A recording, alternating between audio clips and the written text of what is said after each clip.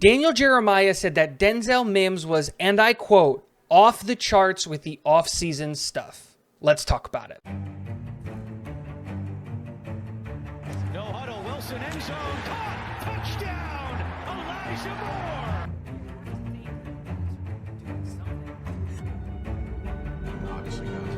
What is going on, guys? Welcome back to Talking Jets with Tigo. My name is Tigo, and before we get talking about Denzel Mims and the wide receiver room, I wanted to remind you guys that if you haven't hit the subscribe button, please do hit the subscribe button. We're 5 subscribers away from 50, a huge milestone for me and my channel, especially early days and how we're growing and doing all that stuff. I really do appreciate all of you that have come around, commented on the video, have hit the like button, and done all that stuff. But let's hop right into it. Let's talk Denzel Mims.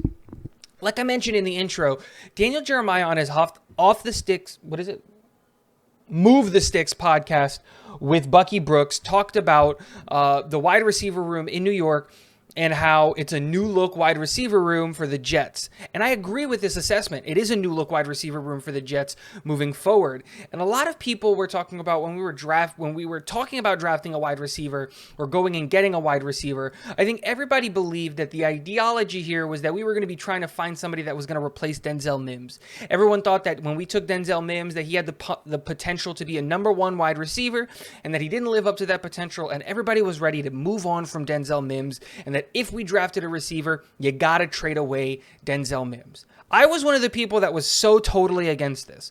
One, what is Denzel Mims going to do on the team that's going to cause himself to be traded? He's a second round wide receiver. He doesn't have much good tape out there, and there isn't like a market that would demand that like somebody would come in and pay for Denzel Mims at a price point that I would feel comfortable with for the Jets.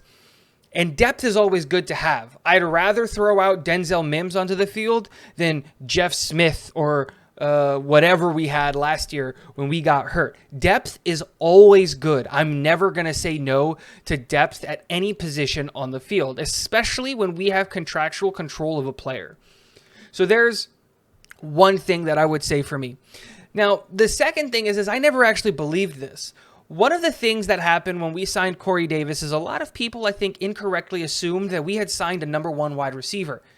And again, I disagreed with that. I think Corey Davis, and when he was at his best, was when he was with A.J. Brown, and when he was a high volume 2. And Elijah Moore, I really do like Elijah Moore, and I think that he can be a wide receiver 1 in this league. Braxton Berrios is a gadget kick return wide receiver that I love having on this team, and he's going to be brought in for a very cool set of packages, and we love the rotation on the offense. We want fresh legs all of the time to really challenge cornerbacks and challenge secondaries. So how does this news about Denzel Mims affect the wide receiver room? Well, it affects the room in a couple of ways. The first thing is this is great news. Us being 5 deep at wide receiver is great news, because I've said this on other people's streams, and I've said this in comments and in donos and like Green Bean and Matt O'Leary and different people's on Ryan's call-in show on Jets Talk 24/7. I think Denzel Mims is actually Corey Davis's replacement. We can get out from underneath Corey Davis's contract next year. This is his last year as a Jet if we don't cut him next year, because we can get out from under his contract with almost no dead money this year.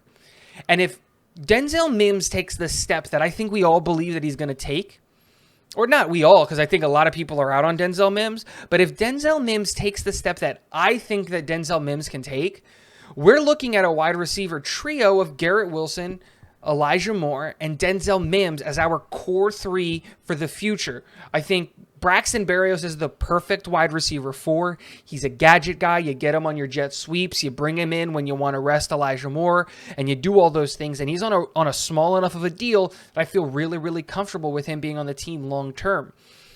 And in those clutch up moments, we saw what he was able to do when he was elevated higher and higher into the wide receiver and when he was getting more and more targets. Guys, Denzel Mims went through so much struggle and trials and tribulations last season. Not only are we talking about a player going into his second year having to relearn an entire offensive scheme, we have to remember that in his rookie year, they didn't have a rookie minicamp at all. He had to deal with injuries.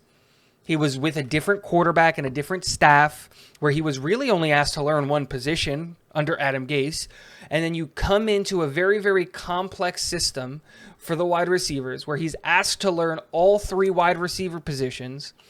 And he has to deal with the fact that he lost like 15 pounds due to the flu. He got COVID. He missed time due to injury. Like, I'm not trying to come up with excuses for Denzel Mims because I don't want to come up with excuses for anybody. We're at a point in this team where there's no excuses for nobody. You either shut up and you either put up or you shut up.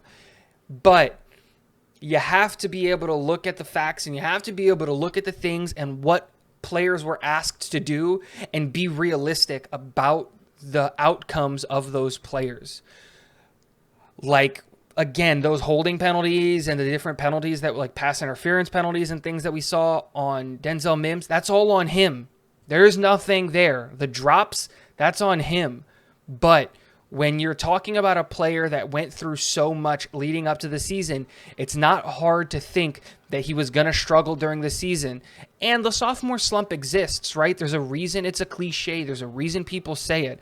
And him coming into his second year in this offense, an entire offseason to not just work out and get back up to strength, because I don't know about you guys, but if I've been seeing these Denzel Mims like pictures and things like that online, the guy looks jacked and he looks ripped, and you have to assume that he spent time learning the playbook and really like developing his skill set.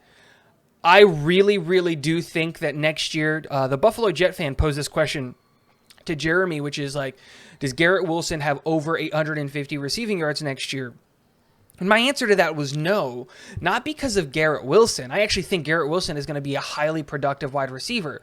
But I think that there is a good to fair chance that instead of having one receiver go for like 1,100 yards, I think we could have 3, 4, even 5 receivers having 700 plus yards, because we're going to spread the ball spread the ball around and have a bunch of touches and a bunch of designed plays for a bunch of different people, because we're that deep at wide receiver now.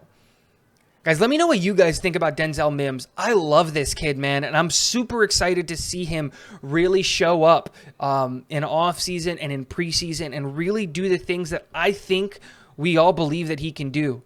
Like, everyone's got a spot for a player with those intangibles, you know what I mean? You can't teach his height, you can't teach his speed, but you can teach him the playbook.